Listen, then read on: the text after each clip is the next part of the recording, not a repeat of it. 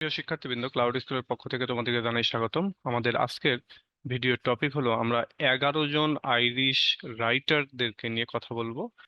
Jonathan Swift এটা তিনি 1667 সালে জন্মগ্রহণ করেন এবং 1745 সালে তিনি মৃত্যুবরণ করেন। এবং তিনি হচ্ছেন গ্যালিভার্স ট্রাভেলস এর বিখ্যাত লেখক।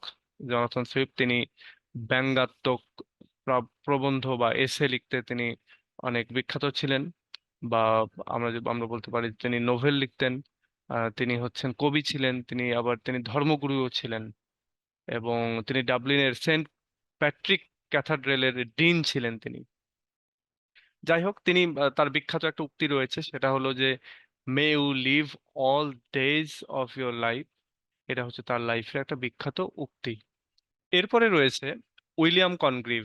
উইলিয়াম কনগ্রিভ তিনি মূলত একজন নাট্যকার, এবং তিনি হচ্ছেন রেস্টোরেশন যে যুগ, সে রেস্টোরেশন পিরিয়ডের একজন পোয়েট। এবং তিনি জন্মগ্রহণ করেন এবং মারা যান ইংল্যান্ডে। ব্রন অ্যান্ড ডাইট দুইটাই ইংল্যান্ডে মারা যান। হিজ মোস্ট ফেমাস প্লে, তার যে সবচেয়ে বিখ্যাত যে হচ্ছে নাটক, সেটা হলো the way of the world, যেটা তোমরা পাবা হচ্ছে ইয়েতে, ফোর্থ ইয়ারে, ন্যাশনাল ইউনিভার্সিটির ফোর্থ ইয়ারে যেটা পাওয়া যায় আর কি। তার একটা কোটেশন রয়েছে যে heaven has no rage like love to have returned, nor say nor hell a fury like a woman scorn. Okay. এরপরে রয়েছে অলিভার গোল্ডস্মিথ। অলিভার গোল্ডস্মিথ তিনি 1728 সালে জন্মগ্রহণ করেন এবং তিনি মারা যান হচ্ছে 1774 সালে। তো তার লাইফে আমরা দেখেছি যে তিনি হচ্ছেন ইংলিশ রাইটারদের ভিতরে one of the top, and he wrote a great work in each of the three main genre, মানে তিনি তিনটা মেইন জনরার প্রত্যেকটাতে ভালো ভালো রাইটিং লিখেছেন। তিনি হচ্ছেন নোভেল ভালো লিখতেন, তার বিখ্যাত নোভেল হচ্ছে দ্য ভিগার অফ ওয়াকফিল্ড। তারপরে দ্য পোয়েম, তিনি পোয়েম লিখেছেন যেটা দ্য ডেজার্টেড ভিলেজ। তারপরে নাটক তিনি লিখেছেন শি স্টুপস টু কনকুয়ার, এটা আমাদের ন্যাশনাল ইউনিভার্সিটি থার্ড ইয়ারে রয়েছে, শি স্টুপস টু কনকুয়ার। তো তার বিখ্যাত একটা কোটেশন, সেটা হচ্ছে ask me the question and I will tell you no lies. বলতে আমাকে কোনো কোশ্চেন করিও না, আমি তাহলে মিথ্যাও বলিব না। এরপরে যিনি রয়েছেন তিনি হচ্ছেন রিচার্ড ব্রেইন ব্রিন্সলে শেরিদান। তিনি 1751 সালে জন্মগ্রহণ করেন এবং 1816 সালে মৃত্যুবরণ করেন। তিনি ছিলেন একজন স্যাটায়ারিস্ট, একজন হচ্ছে ব্যঙ্গাত্মক রাইটিং তিনি লিখতেন, এবং তিনি একজন নাট্যকার ছিলেন। এবং তিনি ছিলেন রয়্যাল থিয়েটারের ওনার, মালিক।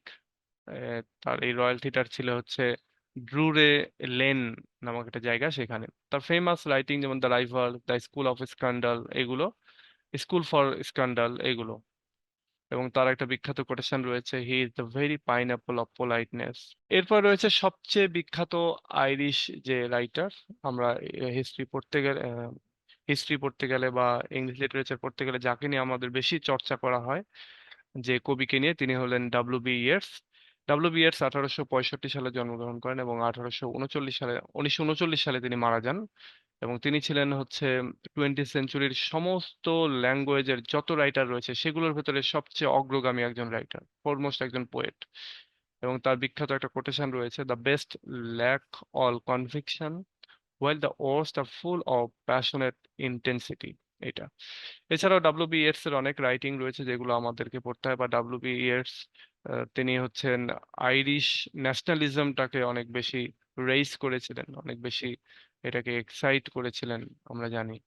এবং তার বিখ্যাত বিখ্যাত অনেক কবিতা যেটা আমাদেরকে পড়তে হয় ইংলিশ লিটারেচার পড়তে আসলে, এবং এগুলো সবগুলোই বেশ ইন্টারেস্টিং আর কি। এরপরে যাকে নিয়ে আলোচনা করব তিনি হলেন অস্কার ওয়াইল্ড। অস্কার ওয়াইল্ড তিনি 1845 সালে জন্মগ্রহণ করেন এবং 1900 সালে তিনি মৃত্যুবরণ করেন। তিনি একই সঙ্গে একজন পোয়েট ছিলেন, একজন নোভেলিস্ট ছিলেন, শর্ট স্টোরি রাইটার ছিলেন, এবং সর্বোপরি তিনি একজন প্লে রাইট ছিলেন, একজন নাট্যকার ছিলেন। এবং he was the author of some of the most popular plays in English language. English ল্যাঙ্গুয়েজে কিছু অনেক পপুলার প্লে আছে, নাটক আছে যেগুলোর তিনি অথর। এবং তার মধ্যে সবচেয়ে বেশি পপুলার সেটা হচ্ছে the importance of being Earnest. এটা ফোর্থ ইয়ারে রয়েছে এনিউতে, ইম্পর্টেন্স অফ বিং আর্নেস্ট, এই রাইটিংটা।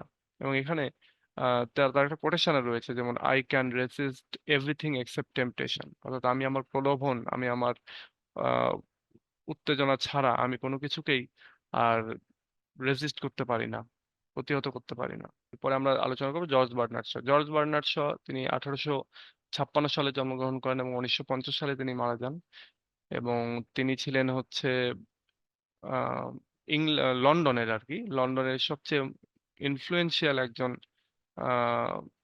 রাইটার, এবং তিনি ইংল্যান্ডের মানুষকে অনেক বেশি ইনফ্লুয়েন্স করেছিলেন তার এই first half of the twenty সেঞ্চুরির শুরুর অর্ধেকে আর কি। এবং তিনি ছিলেন একই সঙ্গে একজন নাট্যকার, তিনি একজন সাংবাদিক ছিলেন, এবং একই সঙ্গে রাজনৈতিক কর্মীও ছিলেন তিনি। তিনি প্রায় 94 বছর বেঁচে ছিলেন।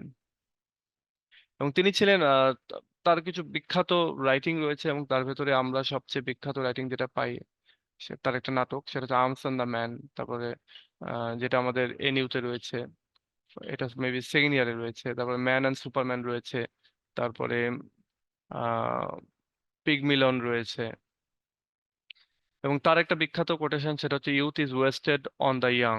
হ্যাঁ, যে ইউথ বা যৌবনটা ইয়াং সময়টাতে নষ্ট হয়ে যায়। জন মিলিংটন সিন্স। জন মিলিংটন সিন্স তিনি 1871 সালে তিনি জন্মগ্রহণ করেন এবং 1909 সালে তিনি মৃত্যুবরণ করেন।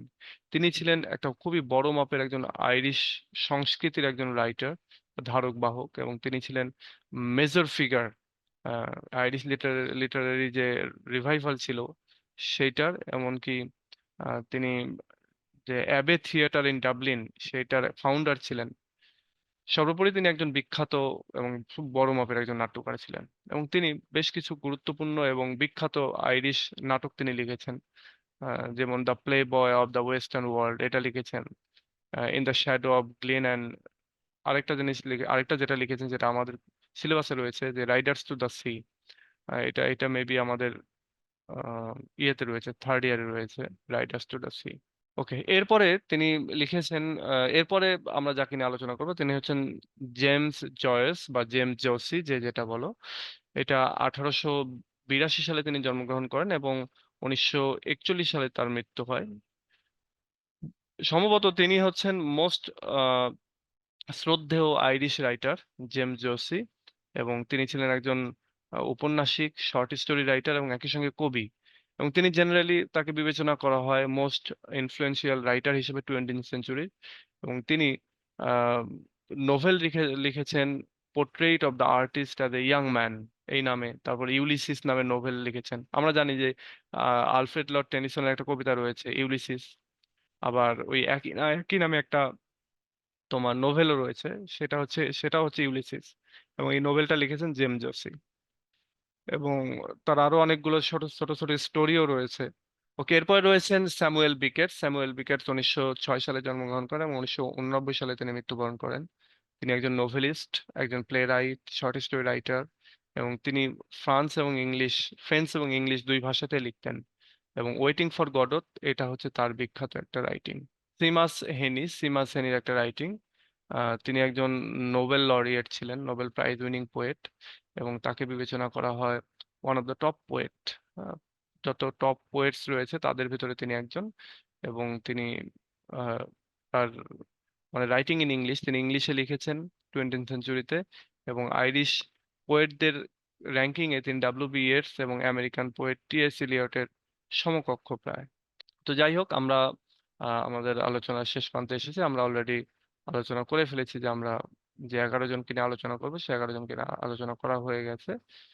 তো আশা করি তোমরা এই ভিডিওটা এনজয় করেছো এবং এই ভিডিওটা কাজে লাগবে তোমাদের। এবং ভিডিওর সাথে যে টেক্সট গুলো আছে টেক্সট গুলো তোমাদের কাজে লাগবে, সো তোমরা এটাকে ইউজ করতে পারো যদি তোমাদের দরকার হয়। তো ঠিক আছে, আজকে পর্যন্তই। ভালো থেকো, নেক্সট ভিডিওতে কথা হবে। আল্লাহ হাফেজ।